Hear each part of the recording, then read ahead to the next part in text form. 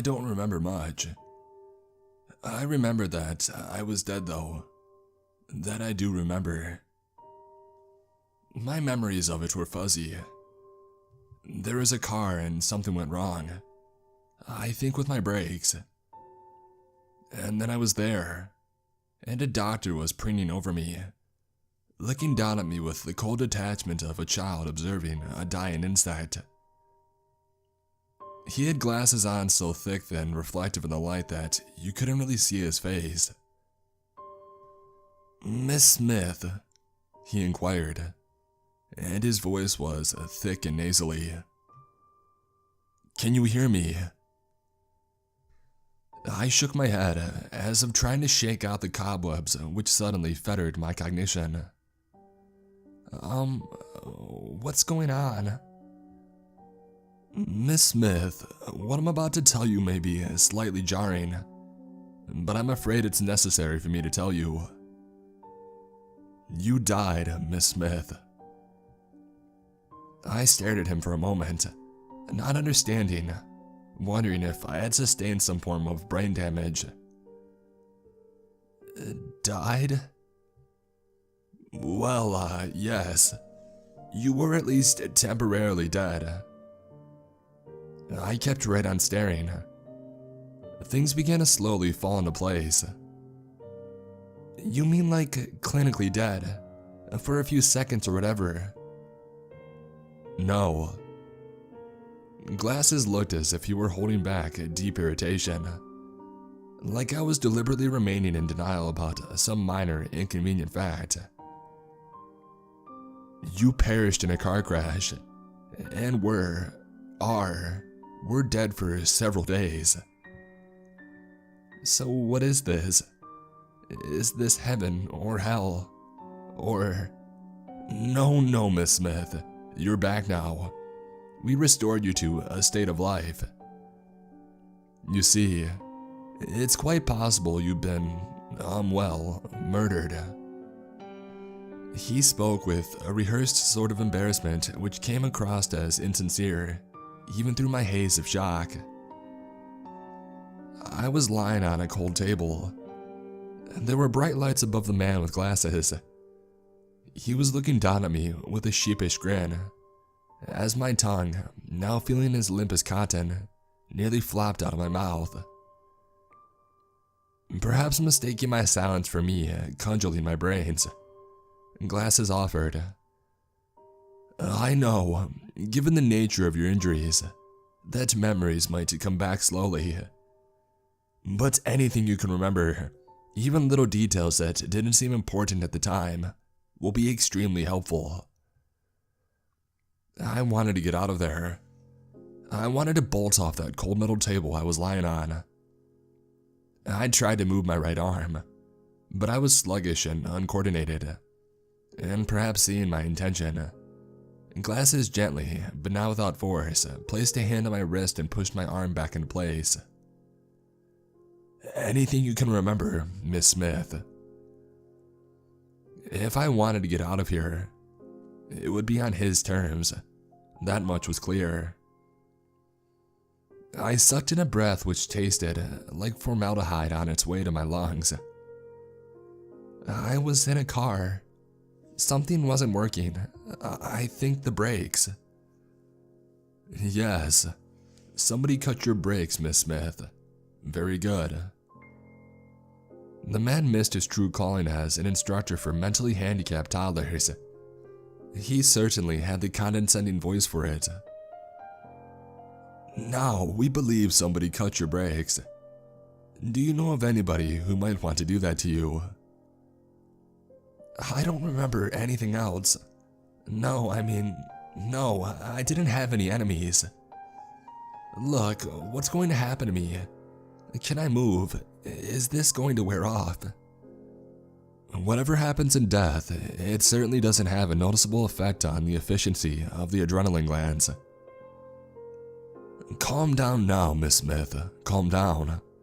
No sense in getting all up in arms about this, metaphorically speaking." He removed his grip from my wrist, which had gone limp with the effort of remaining aloft. What happened to me? Is there brain damage? Muscle atrophy? I struggled to get up, but my abs were suddenly made of pudding. Miss Smith, don't worry about that just. How am I supposed to not worry about the fact my brain might be a pile of mashed potatoes? I tried to scream, but it came out more like a wheeze. There was nothing soothing or reassuring, either sincere or insincere, about the grin that danced across his lips. It was as if he were watching a new episode of his favorite comedy show. Miss Smith, he said, a smile poorly suppressed. Miss Smith, I'm going to call security now. I'm going to call security, Miss Smith, because you're being very intemperate with me, Miss Smith. I didn't see him press a button, but the door opened and there were the sounds of heavy footsteps. I couldn't see them from my vantage point lying on the slab, but their presence made everything change. You could feel it. I'm already dead, I hissed, looking Glasses directly in the face. You can't. But the smug look in his eyes told me that yes, he very well could. I lay flat down and I let out a sigh. Part of me wondered what it was I was doing when I was sighing. Breathing? Did I still need air? Surely all these cells and tissues had been deprived of it for so long now, it wouldn't make a difference. They were stupid thoughts. Stupid, calming thoughts. Glasses spoke again. Miss Smith, we understand you must have questions. Certainly you have questions. But our job is not to answer those questions.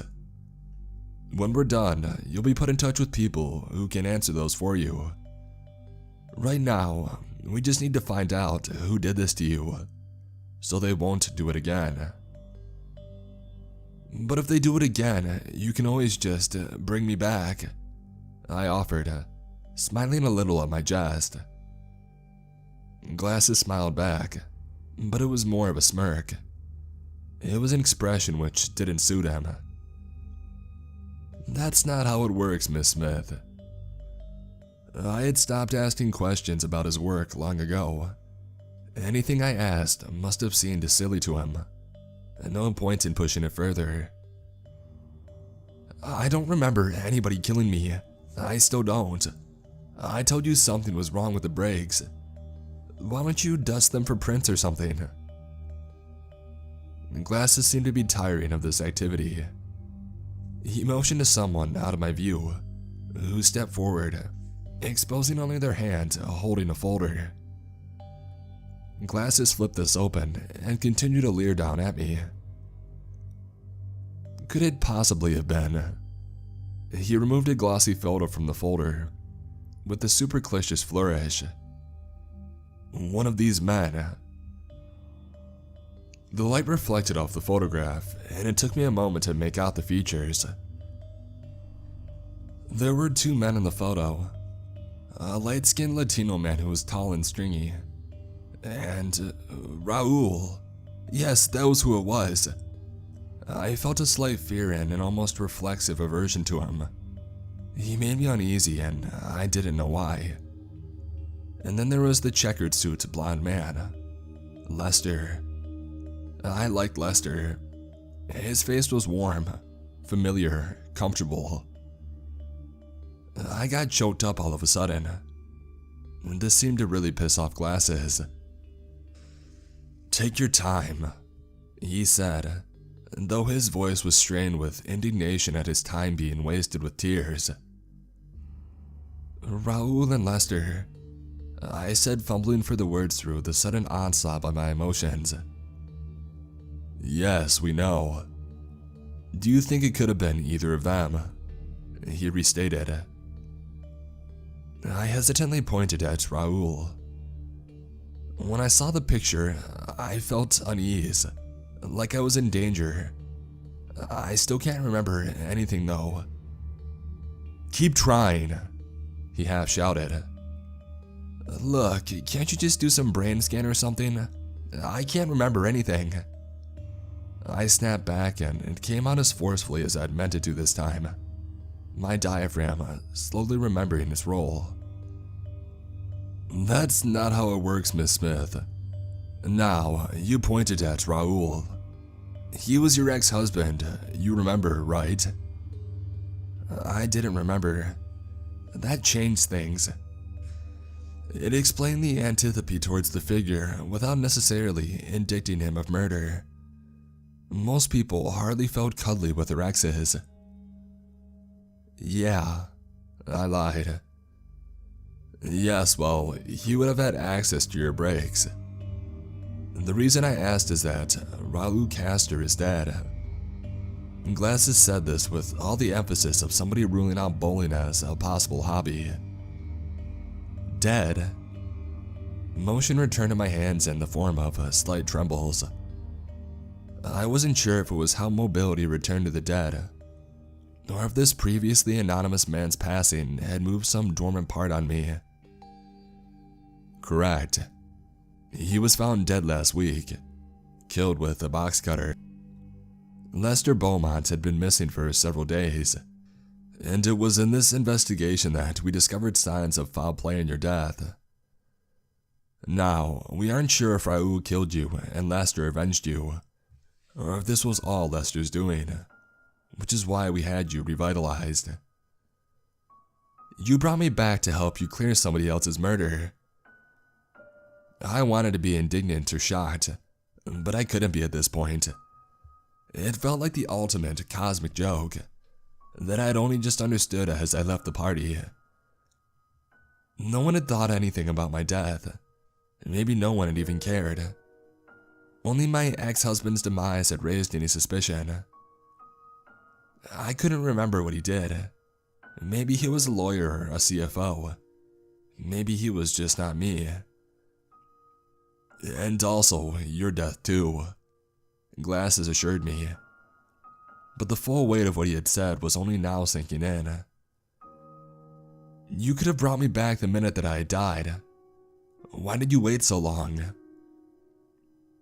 I know you have questions, Miss Smith, but I've asked you several times to. You're gonna kill me afterward, aren't you? You don't want me to go on living. You don't care about me. You don't.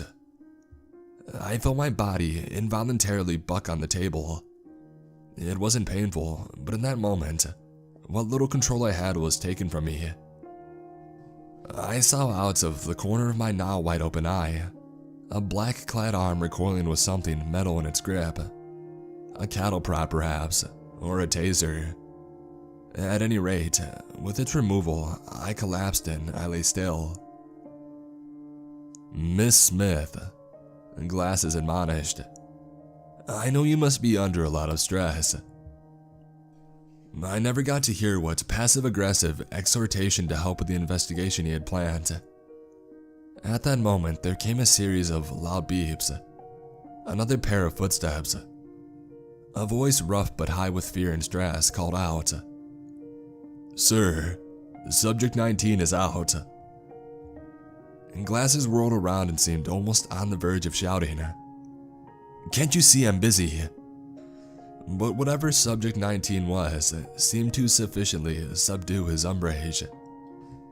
He gave me a cold look, as if to say, Stay there or else, and then moved towards the door. He wasn't even out of sight, however, when several loud bangs split the air and he jumped back like a whipped cur. The booted feet began their tramping out the door, and Glasses managed to call, Be careful, he has special forces training, before gunfire started. I was alone in the room. I intended firmly to change that last part. I sucked in more air, ignoring the violence going on within earshot, and I hoisted myself into a sitting position. It hurt. My stomach and back muscles were rigid and unyielding. But when I got about halfway up, I managed to push my arms back and hold myself in an upright position. Panting, I surveyed the room. There was a robe hanging in the closet which was across from the door. It was only upon seeing it that I realized that I had been naked this whole time. There was also a window. It wasn't barred or secured beyond perhaps being locked. Gently, I lowered myself off the table and onto my legs. These, I found, had better memory of their purpose than my spine and abdominal muscles. I staggered for a bit, but I quickly regained my balance. With this done, I lurched over to the closet and I took out the robe. It was thin, baggy, and poorly fitting, but I would need something. A strange and naked woman would raise too many questions, and I don't think any of them asking would want to keep up with them. And out of this place, whatever this place was, a police building or a military base or something else entirely. I tightened my garment, and then I walked more steadily to the window, which I hoisted up. Not without feeling a strange, stiff burning in my arms as I bent them to push it open. But it opened, revealing a 2-story drop into a grassy yard. If anybody up to this point had taken notice of my movements, they had done nothing to stop me, probably occupied with the gunfire. I lifted myself gently through the frame, linking my fingers on the sill and dangling down. It was still a significant drop, maybe 8 feet, but I thought that I would survive. I had survived worse in a way. I let go. I didn't feel pain upon impact. That was the oddest part, I think. Not even the light, tingling agony of sandal shock or the tensing of the Achilles tendon under pressure. I straightened and then moved gradually forward. I still seemed capable of walking. Okay, time to go. There was a chain link fence around the yard, but it was very short. A running leap served as enough of a boost to get my hands on the top bar and let me pull myself over. I landed on the other side of the fence and I cast one last look up at the building. It was tall, square, and brick. Some of the upper floors looked deserted, like an old flop house or an abandoned building from the 50s. It told me nothing about where I was, or who had done this to me. There was a sidewalk which I followed left. I passed several more similar buildings. Whether their occupants were like me, the Walking Dead, I don't know, and doubtless never will. But after I passed these, I found myself in a city. Not a big one, but a city nonetheless. I hated cities, but a part of me was relieved. It would be very hard for anybody to find me in a place like this, even in my current state of undress. I had seen plots of corny TV shows about cops talking to dead people, and read articles in magazines and doctors' waiting rooms about possibly scanning the brains of the dead for a last image of their assailant. But this, whatever this was, whatever was happening to me, had no precedent. It was about then, maybe 2 city blocks away from where I'd escaped, that I noticed something was wrong with my foot. I stared down and one of my toes was missing. Another, the second smallest, was bent at such an angle as to be utterly useless. It stuck up in the air at a 45-degree angle. I stood there on that street, mostly empty with the night, staring at my toe with a detached interest. I did this for almost 3 full minutes, and then a horror twisted in my guts like spaghetti on a fork. I had died in a car crash, a very bloody car crash. What did I look like? I had certainly passed by people at that point. Had they known what I was, seen my mangled features and known that I was dead? If so, I'd be back talking to glasses in no time at all. I needed to see for myself. There was an all-night diner up ahead. I sped up, trying to keep my gait as balanced as possible, and I kept my head down low, my face hidden. I pushed through the glass doors and into the garishly lit pink and yellow tile diner. "Hey, miss," called a male voice from the direction of the door. "Excuse me, miss." I kept walking towards the restroom marked ladies. When I reached it, I jerked the handle, only to find it immobile. "That's for customers only," the man called again. I stuffed my hand into the pocket of the robe without turning around to look at him. There was no money there. "Miss, if you're not gonna buy something, I'm gonna have to ask you to leave," he called, voice thick and syrupy and dumb. Without thinking, I turned around to face him and realized my mistake moments too late. The speaker, a fat balding man in his 40s, blanched and looked only the slightest bit repulsed. I must look bad, but evidently not so bad as to warrant a scream or an attempt to reach a firearm. "Miss, are you lost?" the man asked. He extended his hand out to me. Whether some narcissistic gesture of paternalism, or something more sinister, indicative of involvement with glasses and co., I didn't know, and I didn't need to find out.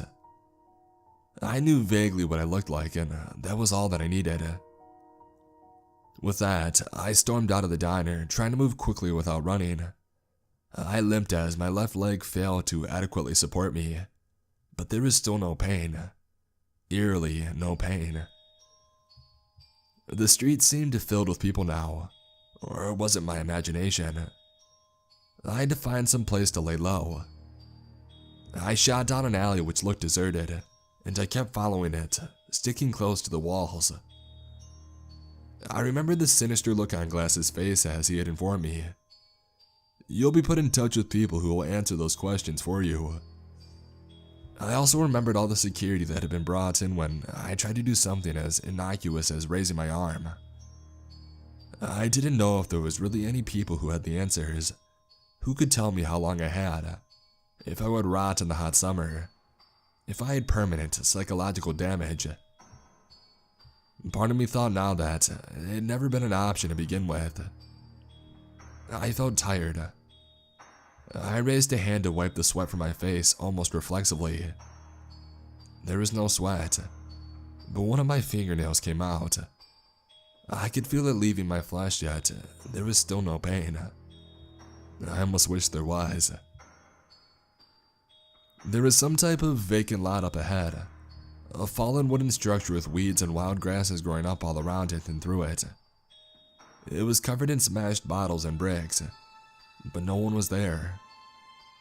I made for it, noticing that since I had begun walking, my pace had slowed dramatically.